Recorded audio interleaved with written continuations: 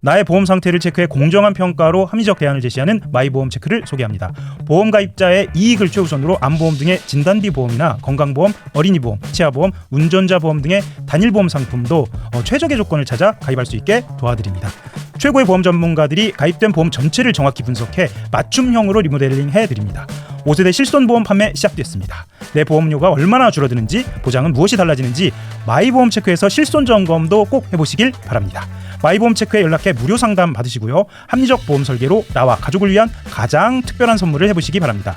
마이보험체크는 생명보험협회와 손해보험협회에 등록된 보험 대리점 소속입니다. 홈페이지는 한글로 마이보험체크.com으로 접속하시고 전화는 1800-7917입니다. 7월 20일 한겨레 뷰리핑입니다. 안녕하세요. 저는 진행을 맡고 있는 한겨레 정치부 하호영 기자입니다.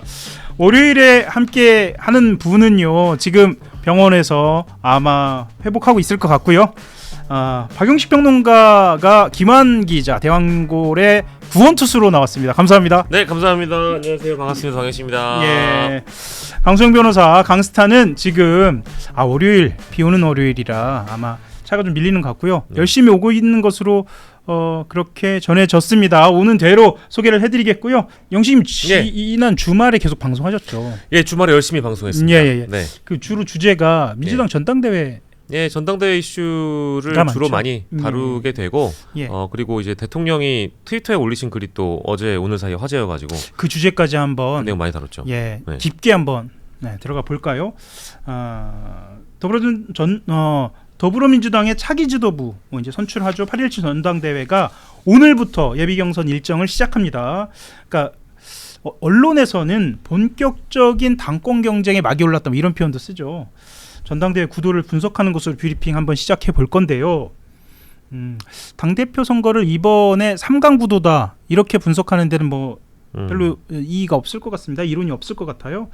다만 지금 현재 구도는 김민석 후보하고 송영길 후보가 연임에 도전하는 정청래 후보를 맹공하는 그런 구도다라는 언론 분석이 좀 나오고 있는데, 보통은 이렇게 협공하거나 맹공하는 거는 2등이나 3등이 쓰는 전략이긴 합니다. 근데 여론조사를 보면 오늘 여러 곳에서도 아마 오늘 내일 사이에 여론조사가 나오겠습니다만 김 후보가 사실상 민주당 지지층에서는 앞서고 있는 상황 아닙니까? 네. 이런 전략을 쓰는 이유가 있을까요? 이 구도 좀 어떻게 보시나요? 저는 이제 정청래 전 대표가 지금 언더독 프레임을 가지고 지금 싸우려고 하고 있잖아요. 네, 더더군다나 그런 상황입니다. 그러니까 이게 저도 참 재밌게 돌아간다고 봐요. 그러니까 물론 여론조사상으로는 정 후보가 김 후보에게 뒤지는 결과이긴 합니다만은 본인이 스스로 언더독 포지션을 잡는 이유도 자신이 있기 때문이라는 생각이 좀 들어요.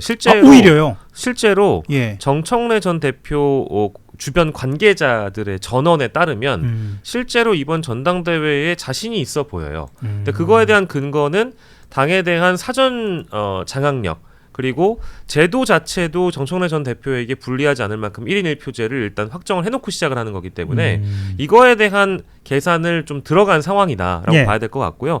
그렇기 때문에 김민석 후보와 송영길 후보가 정청래 전 대표를 일단 경계하지 않을 수가 없는 그런 형국이어서 지금 협공을 하고 있다라고 봐야 되겠죠. 그래서 여론조사상 수치상으로는 당연히 정 전 대표가 좀 불리해 보이는 결과이긴 합니다만은 그 밑바닥의 정서를 들여다보면 어쨌든 당대표를 약 1년간 하면서 당에 대한 장악, 그리고 조직에 대한 장악, 그리고 시스템에 대한 장악까지 끝내놓은 상황에 전당대회를 가고 있기 때문에 혹시 모를 변수에 대비해서 지금 스퍼트를 올리고 있다라고 봐야 될 것 같습니다. 그 김민석 후보 같은 경우에는 페이스북에 어제 본인의 일정이나 메시지 여러 가지 내놨는데 다른 매체에서는 좀 다루지 않은 내용 가지고 한번 들여다보겠습니다. 어떤 내용이냐면 어제 X 매체에 이렇게 올렸습니다. 본인은, 그러니까 김민석 후보입니다. 나는 계엄을 경고했고 이낙연식 사쿠라를 쳤다.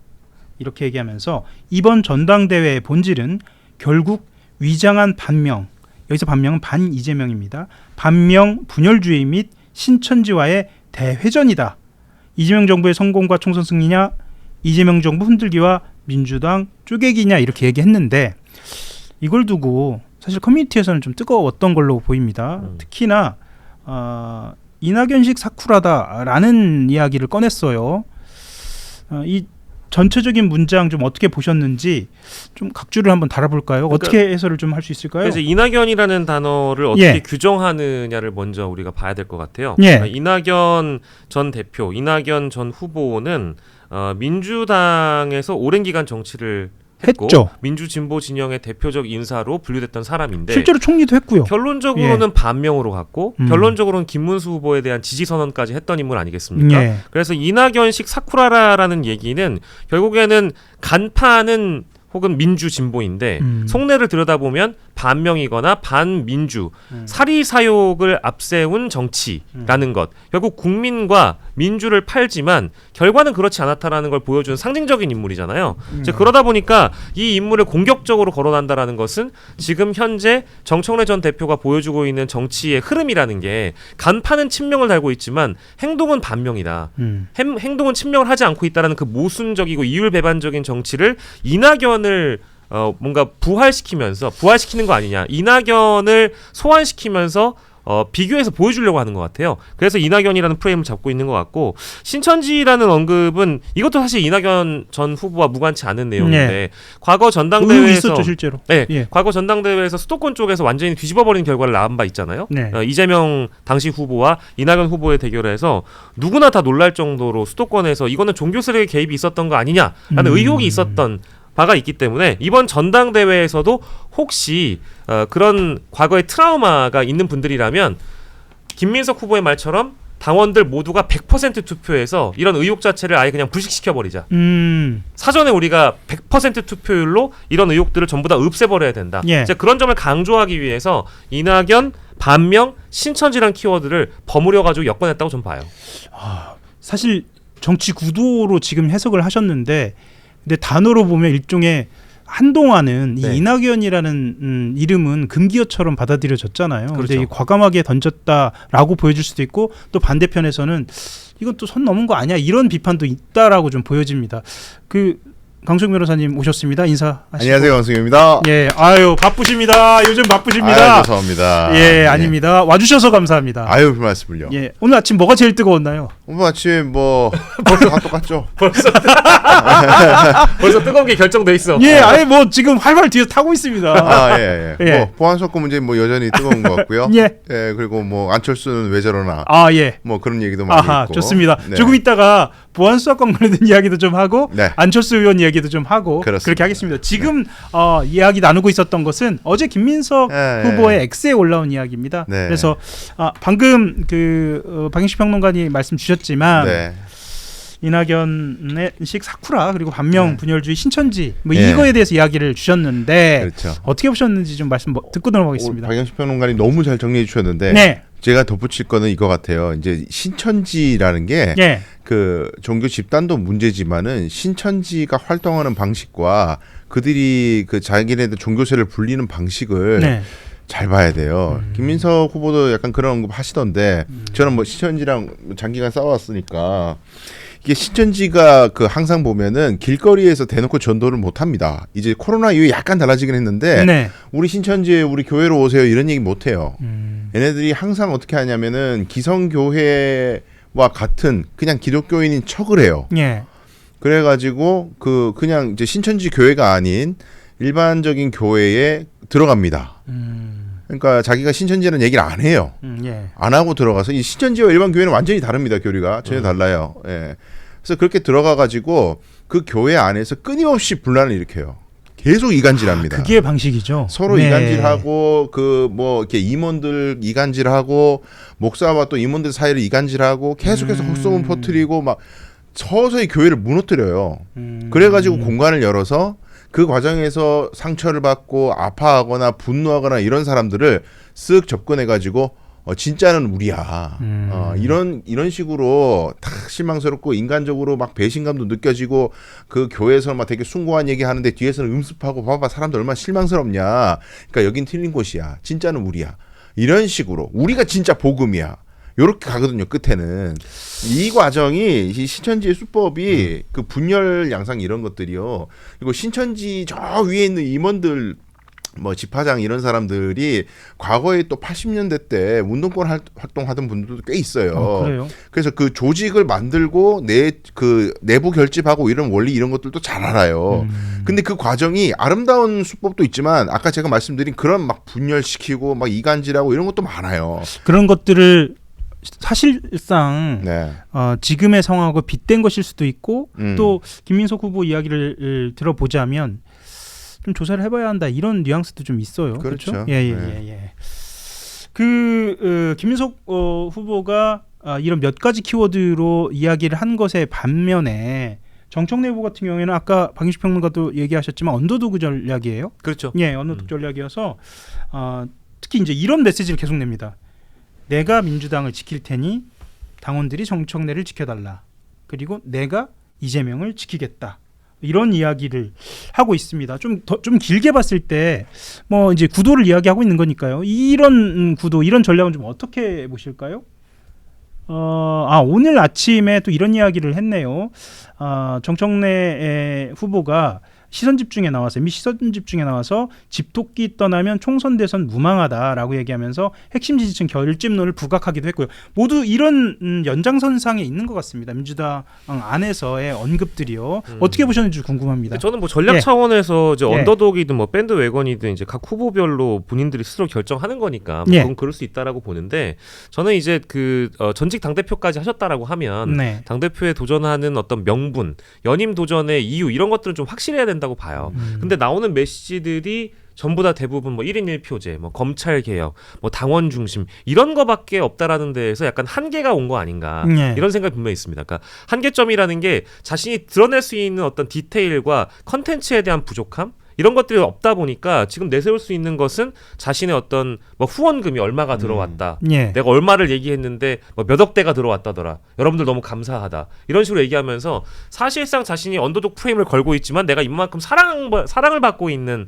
정치인이라는 것도 부각하고 있고 더불어서는 자신이 도입시켰던 1인 1표제에 대한 힘을 강조를 하면서 결국 당원을 중심으로 당심은 나에게 있다라는 것을 지금 부각시키고 있는 거 아니겠습니까? 그러니까 저런 태도도 저는 좀 위선적이라고 봐요. 본인이 내세우고 있는 껍데기는 언더독인데 이 셔츠를 열어보면 그 안에 자신의 어떤 무기들이 담겨 있는 겁니다. 1인 1표제, 검찰개혁 이런 것들이 저는 뭐 당대표 후보에 다시 도전하는 명분도 될 수 없고 전략적으로도 뭐 그리 훌륭하지 못하다고 봅니다. 근데 돌이켜보면 지금까지 온 궤적만 토파보자면 방금 말씀하신 1인 1표제와 검찰 보안수사권 문제를 쟁점으로 끝내 올려 세웠어요. 그렇죠. 그거는 흥행에 성공한 것 같아 보여요. 어떻게 보시나요? 아니 근데 그게요. 예. 그 기존 지지층이라고 불리는 그분들을 결집시키는 데만 효과가 있다는 건 뭐 다 동의하시잖아요, 솔직히. 예. 근데 지금 막판 돼 가지고 저 전략을 하는 건 거기만 결집시켜도 이긴다는 판단이 있기 때문인 거거든요. 예. 근데 이제 그건 좋은데 그거는 근데 저렇게 안 해도 어차피 결집할 사람들이에요, 사실. 예. 이미 다 뭉쳐져 있는 사람이고 저런 이야기를 하면서 새롭게 내가 정청래 이야기 들어보니까 좀 괜찮은 사람 같아. 이제껏 좀 안 좋게 봤는데 이제 좀 마음이 돌았었어. 거의 없습니다. 그렇게 생각하는 사람들이. 예. 그럼 기존 결집인데 문제는 뭐냐면 그게 국민의힘하고 이제 전국 선거에서 맞붙었을 때 국민의힘을 상대로 저런 기술을 쓰면은 결집도가 굉장히 강해지고 예. 후폭풍도 없이 아주 본인도 성장할 수 있고 좋아요. 나이스한데 당내에서 저런 기술을 쓰면 당내에서 적을 상정을 해야 되기 때문에 예. 상처가 남단 말이죠. 근데 심지어는 대통령도 지금 대척점에 세워야 돼요. 예. 본인이 지금 근데 굉장히 좀 난감한 게 할 게 없으니까 이제 언더독으로 갑니다만 피해자 이런 걸 합니다만 이유는 선명성을 내세울 수 있는 공간이 없어지다 보니까 유일한 선명성이 나만 공격당하고 있어. 다른 사람들은 공격 안 당하잖아. 자기만 공격 당하는 게 또 차별점인 거예요. 예. 그래서 마지막까지 왔는데 근데 문제는 이제 대통령과 자기는 원보이스라고 자꾸 얘기하잖아요. 나는 예. 이재명 지키겠다. 의리 지키겠다. 계속 그러는데 유시민 작가 같은 분들이 나와가지고 정청래를 지지할 사람은 오히려 대통령을 잘못했다. 지금 대통령 잘못 가고 있어. 이대로 가면 필연적 실패야. 그렇게 생각하는 사람들이 정청래의 지지층인 것처럼 만들어버리고 있어요. 예. 꼬이는 꼬이는 거예요. 그러니까 우리 저 언론에 있는 우리 기자님들이 정청래 대표한테 찾아가서 유시민 작가 발언에 대해서 어떻게 생각하냐면 대답을 못해요. 노 코멘트. 그럴 수밖에요. 너무 난감해요 지금. 다 꼬였다고 저는 봅니다. 그러니까 언더독이라는 거는 저는 그 본인이 스스로 언더독이라고 주장을 한다고 해서 언더독이 되는 게 아니고 그렇죠. 주변에서 보기에 이 사람은 정말 누가 보더라도 언더독이라고 인정할 만한 그런 대목이 있어야 돼요. 근데 아까 저희가 초반에 얘기했지만 당대표 연임 도전하기 전에 제도에 대한 장악 그리고 당 조직에 대한 장악을 끝내고 지금 다시 도전하는 거잖아요. 그러니까 이런 경우는 언더독이라 할 수가 없는 거죠. 오늘 한겨레 신문에서 네. 지금 전당대회를 전망하는 고문들 그러니까 이전에 당 의장이라든가 당 대표를 역임했던 분들의 이야기 그리고 청년들의 이야기 이렇게 묶어서 이 전당대회는 어떻게 가야 하는가에 대한 인터뷰를 냈습니다. 특히나 이제 문희상 상임 고문 이전에 열린우리당 당의장이라든가 청와대 비서실장을 했었죠. 당시에 노무현 정부 당시에 청와대 비서실장이었죠. 문희상 상임 고문이 방금 이제 유시민 작가 이야기를 하니까 조금 이어가 볼 텐데요. 네. 그 필연적 실패에 대해서 언급을 하면서 이런 해석을 내놓았는데 저는 좀 이전의 해석과는 좀 다른 차원이어서 여쭤보려고 합니다. 이 해석, 그러니까 유시민 작가의 말이 민주당이나 이재명 대통령을 향한 직언이 아니라 아예 다른 길을 가려는 것이다 이런 해석을 내놓았습니다. 이렇게 얘기하면서 증축이든 재건축이든 길을 개척하는 책임은 대통령이 지는 것이다. 옆에서 훈수꾼이 지는 게 아니다라고 이야기를 했습니다. 오늘 내일 사이에 유시민 작가가 다시 유튜브에 또 나온다고 해요. 이분 뉴스에 등장한다고 하는데 그리고 MBC에 또 나온다고 이야기도 좀 하고요. 관련돼서 유시민 작가 이야기 지난주에도 좀 많이 했습니다만 지금과는 좀 다른 해석이 등장한 것이기도 하고요. 좀 어떻게 보시는지. 그러니까 이제 저도 참 너무 조금 조심스러운 이야기라서 삼가고 있었는데 정계 개편으로 모든 걸 이제 환원시켰어요. 유시민 작가가. 실제로 그 단어가 나오긴 했죠. 네, 그죠? 대통령이 하는 지금 검찰 개혁에 대한 모습이나 보수 인사를 등용하는 거든 모든 지금 일어나고 있는 이재명 대통령의 모든 정치적 행위의 목적이 정계 개편에 있는 것 같다라고 특별한 근거 없이 그렇게 규정을 했습니다. 근데 저는 그걸 보면서 어떤 생각이 들었냐면 본인들이 정계 개편 하고 싶어 하는구나. 반대로요. 역으로. 그러니까 주체가 그 유시민 작가가 말할 때는 그 주체가 이재명 대통령이었는데 오히려 역으로. 반대로. 네, 본인들이 하고 싶어 하는구나. 왜냐하면 그렇게 볼 수 있다. 강수영, 박영식 이런 사람들 좀 다 싹 없애야 되고 날아가야 되고. 두 분이 공교롭게 나왔네요. 오늘. 보수 인사 이런 사람도 다 나가야 되고. 만약에 그게 유이점행위니 뭐니 이런 사람들이 자꾸 이제 민주당에 숟가락 얹으려 한다면 이 사람들을 내쫓거나 이 사람들이 안 쫓아지면 우리가 나가거나. 그래가지고 아예 진보라는 것을 코어들만이 딸딸 뭉친 기존 지지층들만이 똘똘 뭉친 새로운 세력으로 재편하지 않으면은 이 대한민국의 민주당의 미래가 어둡다. 그렇게 저는 인식하는 것으로 해석이 됐어요. 쫓아내든 우리가 나가든 둘 중에 하나여야 되겠다. 그런 인식을 보여요. 애초에 그 적통 논쟁이나 이런 그 정통성 논쟁 이런 것들이 같은 연장선상에 있다고 봐야 할까요? 문희상 의장은 그러니까 문희상 고문은 실제로 서로의 과거를 가지고 적통이냐 아니냐 가지고 이렇게 싸우는 게 개싸움이라고 표현됐습니다. 그만큼 해서는 안 되는 일이라고 표현을 했거든요. 어떻게 보셨는지 궁금합니다. 저는 문희상 고문님 말씀이 틀린 말씀은 아니라고 생각을 하고요. 적통성 논쟁의 시작은 누가 했습니까? 다들 기억을 하시겠습니다만은 사실은 사통통합을 지금도 강조하고 있는 분이 정청래 전 대표인 것이고 그리고 노무현 전 대통령의 이름을 반복적으로 거론을 하면서 문상을 간내만해야 되는 논란도 최근까지 있었던 게 사실이잖아요. 그 적통성 논쟁을 불러일으켰던 당사자가 이걸 매듭을 지어야 된다고 생각하는데 제가 아까 얘기했던 대로 내세울 수 있는 컨텐츠가 없다 보니까 적통성과 정통성을 이야기를 한다고 저는 생각하거든요. 이제는 과거에 대한 그 얘기를 하는 것이 아니고 당이 어떻게 미래로 어떤 방식으로 발전해 가야 되는지가 포커싱이 돼야 되는데 그게 아니라 계속 전직 대통령들의 이름을 거론을 하면서 내가 민주당에 언제부터 들어왔네 만회하는 것 그리고 어떤 후보들은 어떤 연유가 됐든지 간에 민주당을 나가서 당을 차리거나 혹은 무소속으로 도전한 적이 있거나 나는 그런 적이 없다. 이제 그런 식으로만 이 논쟁을 끌어가는 거잖아요. 이건 전혀 생산성이 없죠. 그리고 이제 저는 문 고문님의 말씀도 조금 안타까운 게 이게 쌍방에 싸움이 갖다 붙였을 때 이걸 개싸움이라고 할 수 있는 건데 이 싸움의 시작을 누가 먼저 했는지도 저는 되게 중요하다고 보거든요. 그 부분이요. 결론을 늘어놓고 니네 둘 다 똑같아라고 바라보는 관점은 저는 필요가 없다고 생각해요. 이런 논쟁에서는 누가 먼저 이 싸움을 시작했고 이거에 대해서 응전할 수밖에 없었던 한계도 우리가 분명히 언급을 해야 된다고 보고, 그리고 저는 대통령제 국가에서 아까 대통령 말씀을 문 고모님이 하셨으니까 대통령제 국가에서 정치 결과에 대한 책임은 대통령이 지는 것이고 계속 끊임없이 오늘까지도 대통령 당무 개입 논란을 언급하는 사람들이 있다 보니까 언급 안 할 수가 없는데, 그러면 당과 청은 어디까지 분리되고 어디까지 우리가 구분해가지고 얘기할 수 있는 겁니까? 당이 뭔가를 이끌어 가다가 결국 제도적으로 피해가 발생하거나 하면 결국에는 이재명 때문이라고 얘기를 할 사람들이잖아요. 이런 것들은 우리가 보안수사권 문제도 마찬가지고 그러니까 대통령을 뗄래야 뗄 수가 없죠. 그러니까 정계 개편에 대한 부분도 이재명은 당 정치에 손을 떼라라는 식으로 주장하시는 분들에게 제가 꼭 드리고 싶은 말씀은, 대통령은 지금의 상황에서 당원으로서 당에 대한 어떤 당무에 대한 의견을 개진할 뿐이지 실제로 개입을 한 적은 없잖아요. 이런 것들을 점점 뭔가 논란에 붙이는 사람들이 누구인가, 그 시작을 봐야 된다고 생각합니다. 그렇죠. 저 두 가지 점을 지적을 해야 되는데 우리 정당사에서요, 여당이 대통령하고 척져가지고 정계 개편을 성공하거나 한 사례가 없습니다. 불가능해요. 돌아보면 그렇죠. 아니 멀리 가지 않아도 민주당의 역사를 뭐 DJ 이후로 생각한다면 DJ 집권 이후로만 한정을 해도 뭐 여당 내에서 왜 기존 지지층을 섭섭하게 하냐 이 목소리는 DJ부터 계속 있었어요. 그 대표주 유시민 작가 아닙니까?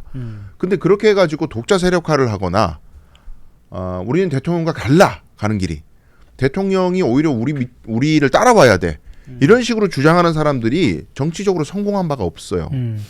지금도 마찬가지예요. 열린우리당 때도 한번 생각해 보세요.